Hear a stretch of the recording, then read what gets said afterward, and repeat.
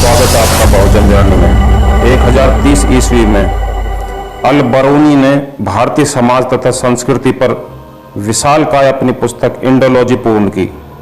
इस पुस्तक में अल बरूनी ने वेदों से लेकर पुराण तथा महाभारत तक की चर्चा की है, लेकिन जिज्ञासु विद्वान को पश्चाताप करना पड़ता है कि उसे कोई बौद्ध शास्त्र या बौद्ध समण भिक्खु नहीं मिला। फ्रांसीसी यात्री तथा औरंगजेब के निजी चिकित्सक फ्रांसोयो वार्नयार 8 वर्ष से ज्यादा भारत में ठहरे और अंत में एक पुस्तक लिखी जिसका नाम है मुगल साम्राज्य ईस्वी 1656 से 1668 में यात्राएं। इस पुस्तक में बौद्ध धर्म तथा बौद्ध अनुयायियों पर केवल एक वाक्य लिखा। बोटे, वो लिखते हैं BAUTE, बोटे नामक एक 7वें पंथ का उदय हुआ है जो पुनः 12 अन्य पंथों का जनक है। बोते नामक एक 7वें पंथ का उदय हुआ है जो पुनः 12 पंथों का जनक है, लेकिन यह पंथ पिछले पंथों के समान विचारणीय नहीं है। इसके अनुयायियों को घृणा तथा ईर्ष्या की दृष्टि से देखा जाता है, अधार्मिक तथा नास्तिक के रूप में निंदा की जाती है एवं ये अपने लिए अजीब सा जीवन व्यतीत करते हैं। बतौर इतिहासकार सतीश मिश्रा अपनी पुस्तक जोशोर खुलतार इतिहास प्रकाशन 1914 पृष्ठ संख्या 449 में लिखते हैं, यहाँ तक कि अबुल फजल के असाधारण श्रम तथा अनुसंधान की उत्पाद विस्तीर्ण पुस्तक अकबरनामा में संदर्भ के तौर पर भी बुद्ध शब्द का उल्लेख नहीं हुआ है। यह कैसे घटित हुआ? बुद्ध के ज्ञान की रोशनी से जगमगाता भारत, जिसने दुनिया को अहिंसा, करुणा और समता का संदेश दिया, उसी भूमि से बौद्ध धर्म का पतन कैसे हुआ? क्या यह केवल इतिहास की एक घटना थी या इसके पीछे छिपे थे कई साजिशें, संघर्ष और सामाजिक परिवर्तन? महान मौर्य सम्राट अशोक के शासनकाल में बौद्ध धर्म न केवल भारत में बल्कि दक्षिण और पूर्वी एशिया तक फैल गया था, लेकिन जैसे जैसे समय बीतता गया धर्म की जड़ें कमजोर होने लगीं। पर क्या यह केवल प्राकृतिक घटनाओं का परिणाम था या कुछ और गहरा था? विद्वानों ने भारत में बौद्ध धर्म के पतन एवं नाश के कारणों पर पुनः खोज की। भारत में बौद्ध धर्म के नाश तथा निष्कासन के लिए आग तथा खून से लिखी गई व्यवस्थित खौफ एवं अमानवीय तकलीफ का इतिहास इतना भयंकर है कि यह एक शालीन कलम की अभिव्यक्ति की क्षमता से बाहर चला जाता है। वास्तव में भारत में बौद्धवाद के पतन तथा नाश का कोई एक उत्तर नहीं है, किंतु कारण के प्रत्येक छोटे हिस्से के पीछे ब्राह्मणवादियों ने मुख्य भूमिका अदा की। अतएव एक वाक्य में भारत में बौद्धवाद के विनाश के कारण ब्राह्मणवाद के जंगली तथा विरोधी दृष्टिकोण को दिया जा सकता है। अगर यह कहा जाए कि भारत में बौद्ध धर्म के पतन का कारण ब्राह्मणवादी थे तो कोई अतिशयोक्ति नहीं होगी।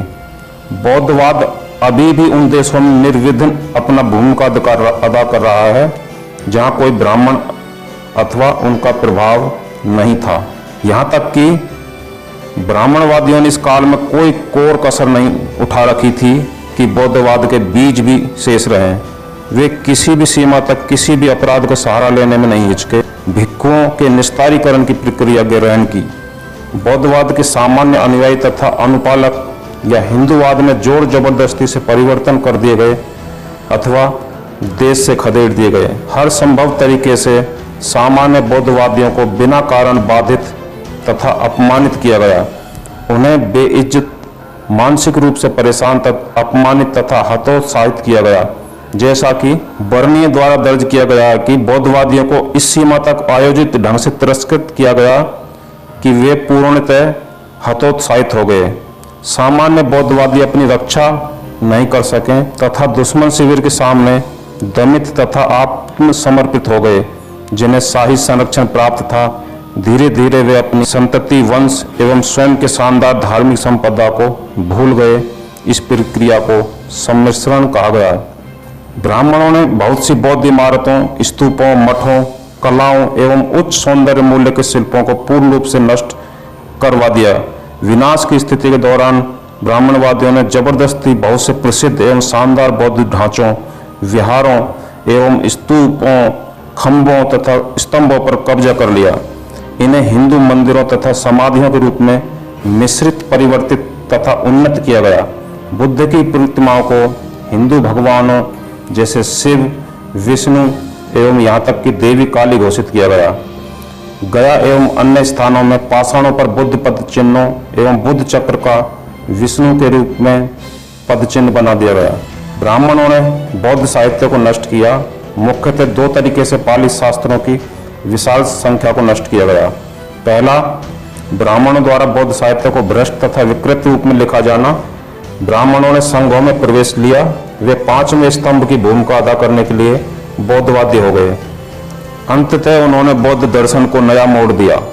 भगवान बुद्ध के मत की नवीन व्याख्याएं एवं बौद्धवादियों के मध्य पंचों की शाखाओं को नवीन बनाया। दर्शन को इतना भद्दावत कुरूप बनाया गया कि आम लोगों ने दुख ब दुख इसमें अपनी रुचि त्याग दी। बुद्ध के मत को लिखने के लिए उन्होंने संस्कृत भाषा का प्रयोग किया। परिणाम स्वरूप आम लोगों ने शास्त्रों में पहुंच खो दी। ये अब और ज्यादा उनके घर का विषय नहीं रहे। दूसरे पुस्तकें तथा यहाँ तक कि संपूर्ण पुस्तकालय लगने के प्रत्यक्ष साधनों द्वारा बौद्धवादी संघों को नष्ट किया गया। बौद्धवादी और यहाँ तक कि अबौद्धवादी जन्मजात भारतीयों को पढ़ने लिखने की अनुमति नहीं दी गई। यह व्यवस्था असफलता नहीं थी। ईश्वर के नाम पर व्यवस्थित रूप से जाति व्यवस्था के जरिए भारत के यानी मूल निवासी भूमिपुत्रों को उससे वंचित किया गया। इस प्रकार से संपूर्ण पाली साहित्य धर्मनिरपेक्ष तथा धार्मिक पूर्ण रूप से नष्ट कर दिया गया।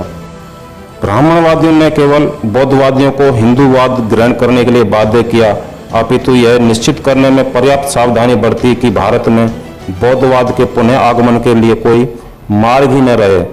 चूंकि बौद्ध धर्म अब तक अंतर्राष्ट्रीय धर्म बन गया था, विदेश से इसके संचार आगमन की प्रत्येक संभावना थी। भारतीय अगर पड़ोसी भूमि पर चले गए होते तो वे बौद्धवाद के विषय में नहीं भूले होते। इसी वजह से भारत की सीमावर्ती भूमियों के सभी निर्गम तथा प्रवेश बंद करने की आवश्यकता आगे आई। भारत में पृथकता में रहते अंतर्राष्ट्रीय व्यापार तथा सांस्कृतिक संबंध एवं यहाँ तक कि सैनिक विस्तार से कटा रहने को वरीयता दी गई। यह एक स्वनिर्वासन, स्वनिषेध तथा स्वजाति निकालने का दौर था। इसलिए तिब्बत को निषेध शहर की भूमि घोषित कर दिया गया। अतएव समुद्र यानी काले पानी को पार करने तथा विदेश जाने पर खतरनाक निषेध लगा दिया गया। विद्वानों ने विभिन्न कोने से भारत में बौद्धवाद के पतन की प्रक्रिया का वर्णन किया है। भिक्षुओं को मार दिया गया तथा बचे हुए को अपने कुछ धार्मिक साहित्य के साथ विदेशी भूमि पर प्रवास करने को मजबूर कर दिया गया। साधारण बौद्धवादियों को हिंदुत्व में परिवर्तित किया गया।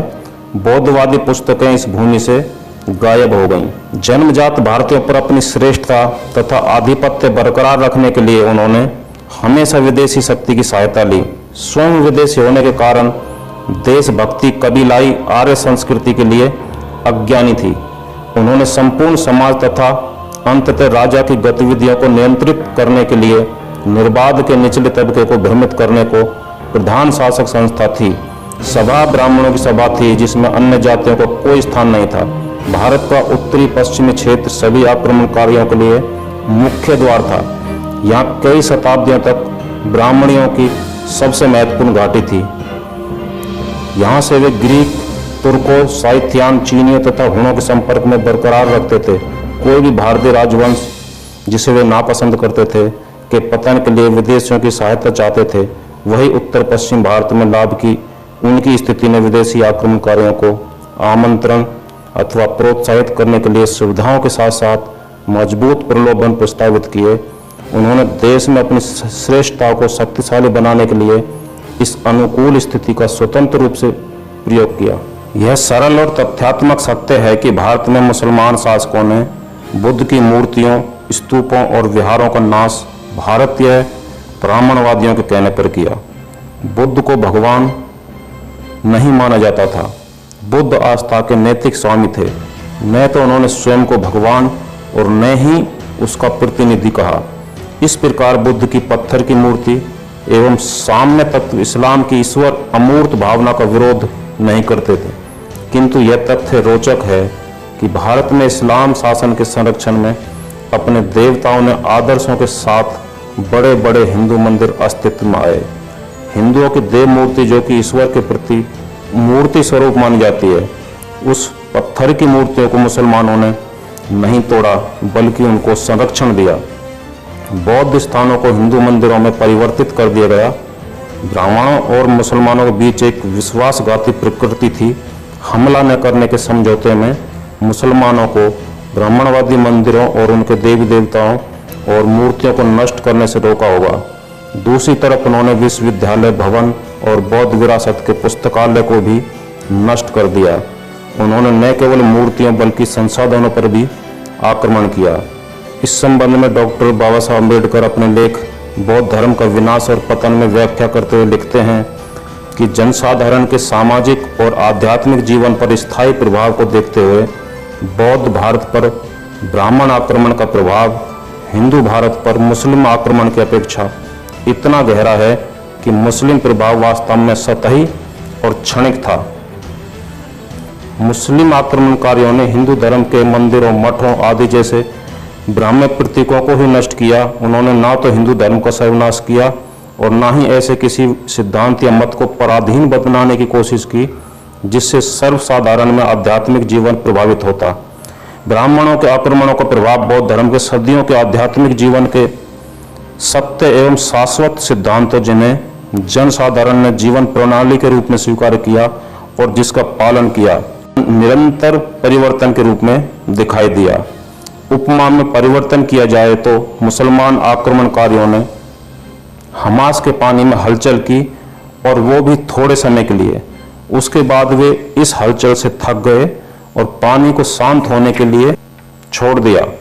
उन्होंने इस शिशु, यदि हिंदुत्व सिद्धांतों को शिशु कहा जाए तो, हमास से बाहर ही कभी नहीं फेंका। ब्राह्मणवाद ने बौद्ध धर्म से अपने संघर्ष में पूरा सफाया कर दिया। उन्होंने बौद्ध शिशु को हमास से निकाला और हमाम को अपने पानी से भरा, फिर उसमें अपने शिशु को उतारा। ब्राह्मणवाद ने कभी इस बात की परवाह नहीं की कि बौद्ध धर्म के उजले स्रोत से निकलने वाले साफ और सुगंधित पानी की तुलना में उनका पानी कितना गंदा और अशुद्ध है। न ही उन्होंने कभी इस बात की परवाह की कि बौद्ध शिशु की तुलना में उनका अपना शिशु कितना घृणास्पद और बदसूरत है। ब्राह्मणों ने आक्रमणों द्वारा राजनीतिक शक्ति बौद्धों के पराधीन बनाने के लिए प्राप्त की और उन्हें बौद्ध धर्म को अपने अधीन बनाया। इस्लाम ने कभी हिंदुत्व को अधिकार में नहीं लिया। इस्लाम ने अपने उद्देश्यों को पूरा करने का काम नहीं किया, ब्राह्मणत्व ने किया। इसने बौद्ध धर्म को इसके पद से हटाकर स्वयं इसका स्थान ले लिया। पहली बात यह जान लेनी चाहिए कि कभी समान भारतीय संस्कृति जैसी चीज नहीं रही कि ऐतिहासिक रूप से तीन भारत थे, ब्राह्मण भारत, बौद्ध भारत और हिंदू भारत। प्रत्येक की अपनी संस्कृति थी। दूसरी बात यह जान लेनी चाहिए कि मुसलमानों के आक्रमण से पहले भारत का इतिहास ब्राह्मणत्व और बौद्ध धर्म के बीच नैतिक संघर्ष का इतिहास है। एक बार फिर डॉक्टर अम्बेडकर जी ने अन्य किसी को नहीं अपितु ब्राह्मणों को ही बौद्ध धर्म का उसके जन्म स्थान से बाहर निकालने का दोषी ठहराया है। लेकिन दोस्तों, बौद्ध धर्म भारत की मिट्टी के कण कण में इतनी गहराई से समाया हुआ है कि आज भी अनेक स्थान ऐसे हैं जो भगवान बुद्ध की महान धरोहर को संभाले हुए हैं और इसका पूरा श्रेय अंग्रेजों को जाता है, जिन्होंने भारत की जमीन खोदकर बुद्ध विरासत को विश्व पटल पर लाकर रख दिया। बुद्ध के संदेश आज भी दुनिया भर में करोड़ों लोगों को प्रेरित करते हैं। घृणा से घृणा को समाप्त नहीं किया जा सकता, केवल प्रेम से ही घृणा को समाप्त होती है और यही सनातन धर्म है। भारत से बौद्ध धर्म का पतन एक ऐतिहासिक घटना है, लेकिन इसके संदेश अमर हैं। बुद्ध का धर्म आज भी उन लोगों के दिलों में जीवित है जो करुणा, शांति और समानता में विश्वास रखते हैं। तो दोस्तों, आज की वीडियो में इतना ही। मिलते हैं अगले वीडियो में एक नए टॉपिक के साथ में। तब तक के लिए आप अपना ख्याल रखें। जो दोस्त चैनल पर पहली बार आए हैं, चैनल को सब्सक्राइब करें, वीडियो को लाइक करें, कमेंट करें। जय भीम, जय भारत, जय संविधान। नमो बुद्धाय। धन्यवाद।